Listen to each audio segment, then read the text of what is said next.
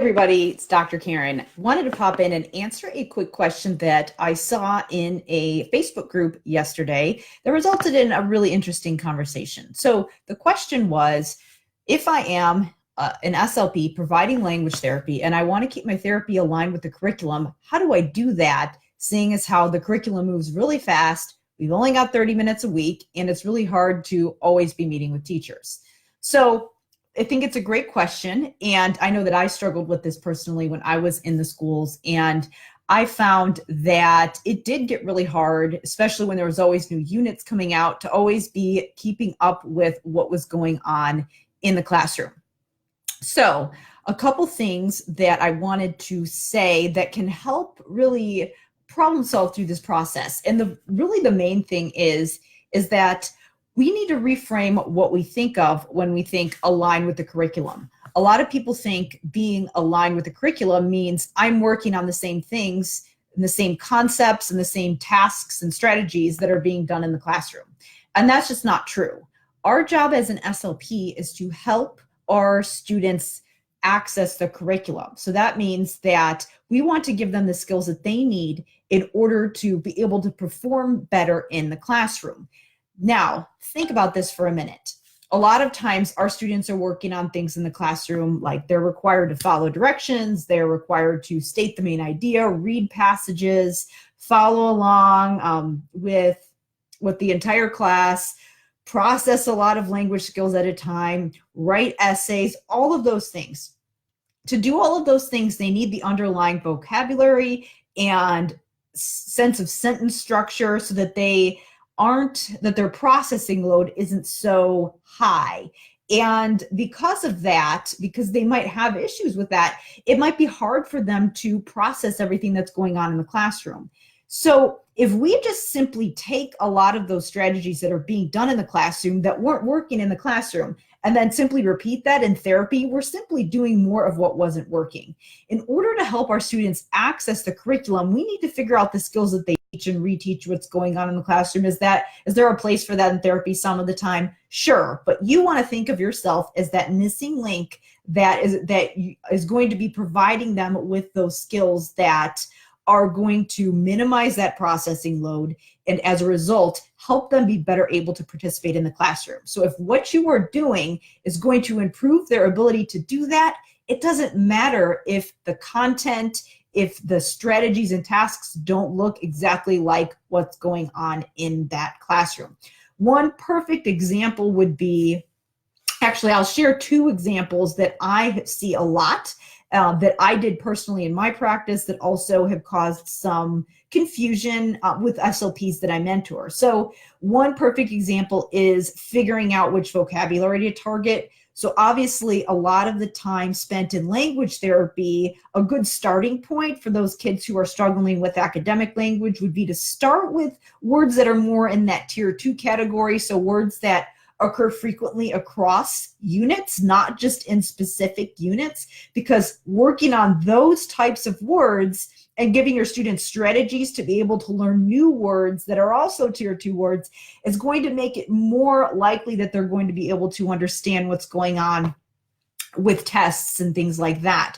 So those things are going to benefit your student regardless of the unit that they're on, not just unit specific. So working on some of those tier 2 words, those might not be the words that the teachers are highlighting for that unit, but they're going to help your student be able to have the skills to learn those other words that they're learning in the classroom during that unit. Now, a lot of times people think, well, they've got these words that they need to learn this week for this social studies or science test. Well, the thing is that you're going to have to move on the next week to a different set of words, and it's going to be really hard to keep up with all of that. And it's not going to be as beneficial because once that week is over, they're going to need to learn a new set of words. So that's a perfect example of how some of the things that we're working on in the classroom are going to help your student understand those words that the teacher is addressing, but you're not exactly doing what the teacher's doing. Another perfect example is a student who might be struggling with things like overall cohesion when they're writing, like the organization of their written essays and things like that, or being able to do high-level things like stating the main idea, inferencing, those things that teachers often require students to do on tests, on reading comprehension assessments, in the classroom, all of those types of things. So yes, those are things that are impacted by language processing issues. But a lot of times your students are struggling with those things and they're not benefiting from the comprehension strategy instruction that is being done in the classroom because they don't have those underlying language skills. So our time can be best spent actually seeing if there are certain sentence structures that they aren't understanding and building knowledge of those sentence structures, or building vocabulary, because a lot of times they're not comprehending the big picture because the processing load is too great. Now, yes, I do recommend some of the SLPs in my program. I do give them a framework for doing word study in a way that helps students to not just apply it to the words that you might be studying in therapy, but also just be more meta about words in general so that they're able to keep applying that process and learning new words on their own once they leave the room. So I do show you how to do that. But I also show you how to work through those foundational skills that can impact our comprehension. So things like semantics, morphology, phonology, and orthography, some of those things that impact your students' ability to decode, some of those things that will impact your students' ability to know what words mean so that when they get the big picture of what's going on in that reading passage, it makes sense because they know what the words mean. And then finally, syntax, so that they are able to really understand the way that the sentences are put together, because if they're not understanding those individual sentences, they're not going to be able to benefit from those high-level comprehension and instruction, those high-level comprehension strategies that are being taught in the classroom. And a lot of times there has been some research that shows that if students do not have those underlying language skills, then they're not even ready to benefit from those high-level comprehension strategies. So we do need to teach those things first. Yes, there is a place for us to cycle back around and work on that high-level comprehension, but if you are stressing that, you know what, my teachers are saying that they're struggling with comprehension, and then I'm over here doing the same thing in my therapy so that I can be aligned. Well, actually, if you're going to work on something else that is different from what the teacher's doing, that's going to impact their overall comprehension, that's absolutely aligned, because they need to be able to comprehend in the classroom.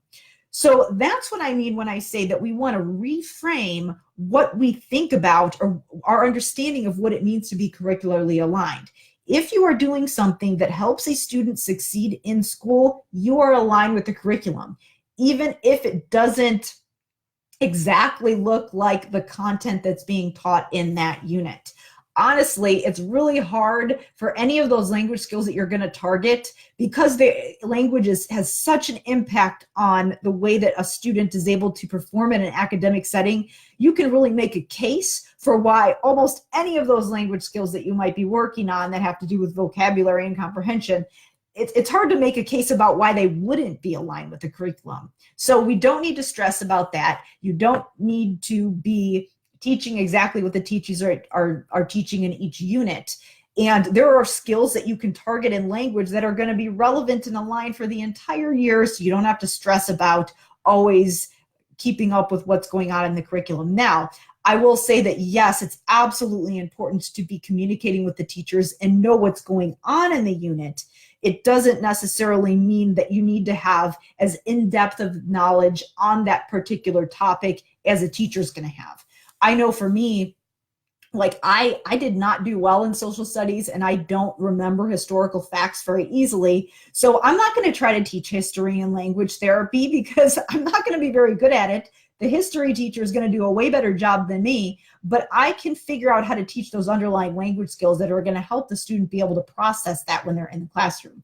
Same with things like science and geography and all those other things. The teacher is the content area expert that knows that content, and they need to know enough about what I'm doing to be able to reinforce it, but they don't need to know as much depth as I do about syntax and grammar and things like that. They just need to know enough to be able to pull it in. So it's kind of like, again, I've said it's sort of like a Venn diagram where you're over here, they're over here, and you need to have some overlap, but you don't need to know everything about what the other person is doing. But obviously communication is so important there so that you know what's going on.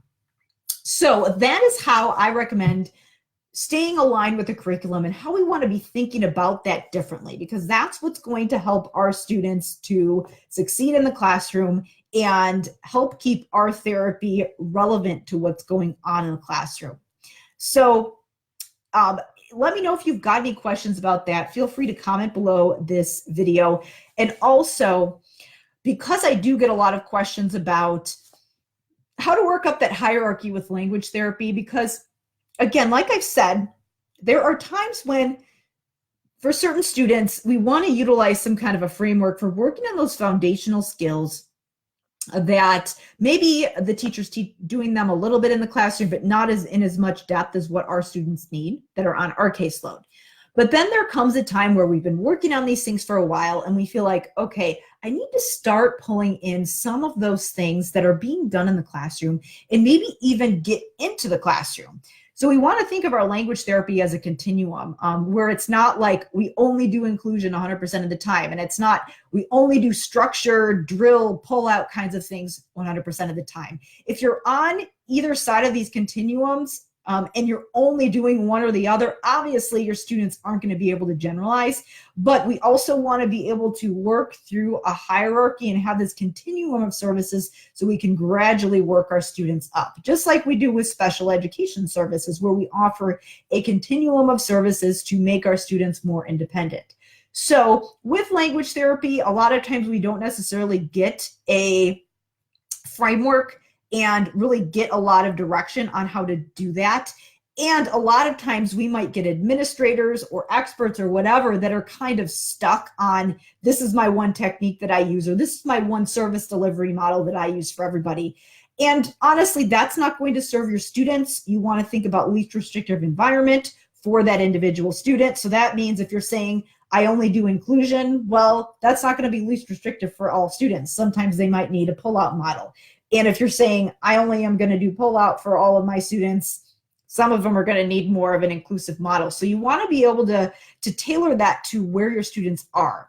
So I've just written an article on the blog, and it's about that debate between push in and pull out and what's most functional and what mistakes are people making and how do we work through those so that we know how to work through that continuum so that our curriculum is aligned and we know how much we should be working on some of those things that our students need to benefit the entire year. When should we be working on things that are a little different from the classroom versus things that do look a little bit more like what's going on in the classroom so that we can ensure our students generalize. And how do we actually do that? What skills are we actually targeting? So I've talked about how to work through that continuum so that you have a bunch of different options, and then you have a framework for figuring out how that actually looks when you're providing services. So to get that article, all you need to do is just send me a direct message at my Dr. Karen speech and language page and just say functional language therapy. If you're just watching this on your phone or whatever, I can also share in the comments below this video, I'll share the direct link to the article, but in the article I walk through some of the challenges that SLPs face when they're trying to go through that structured therapy versus functional debate and how to actually handle that with your students so that your therapy is super functional and you help your students generalize. So to get that message or to get that article, just click on that link that I'm going to share in the comments in just a minute here. And also, if you're not able to access that link for whatever, send me a direct message and just say functional language therapy, and I will send that article to you. Thanks so much for listening.